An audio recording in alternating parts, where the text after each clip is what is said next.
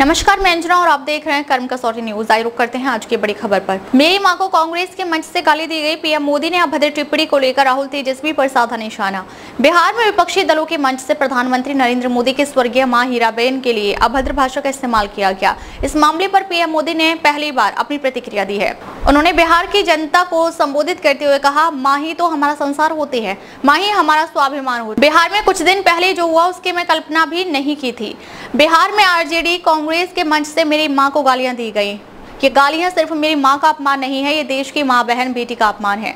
मां का शरीर तो इस दुनिया में नहीं। प्रधानमंत्री ने भावुक होते हुए कहा, आप सब जानते हैं कि मेरी मां का शरीर तो इस दुनिया में नहीं है। कुछ समय पहले 100 साल की उम्र पूरी करके वो हम सबको छोड़कर चली गई। मेरी उस मां को जिसका राजनीति से कोई लेना देना नहीं है, जिसका शरीर भी अब नहीं है, मेरी उस मां को आरजेडी कांग्रेस के मंच से भद्दी भद्दी गालियां दी गई। ये बहुत ही दुख, कष्ट और पीड़ा देने वाला है। उस मां का क्या गुनाह है कि उसे भद्दी गालियां सुना दी गई। पीएम मोदी ने कहा, मुझे पता है कि आप सबको भी देखकर और सुनकर कितना बुरा लगा है।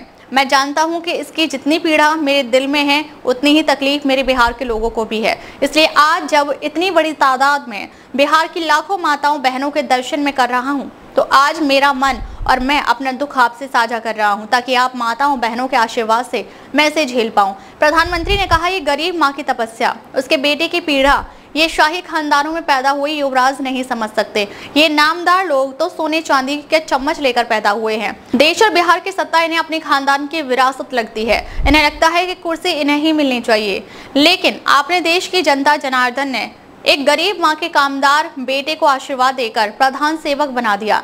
ये बात नामदारों को पच नहीं रही है। अब तक ले बस इतना ही। फिर मिलते हैं एक ऐसी ही बड़ी खबर के साथ। अब तक नमस्कार और देखते रहिए कर्म कसौटी न्यूज।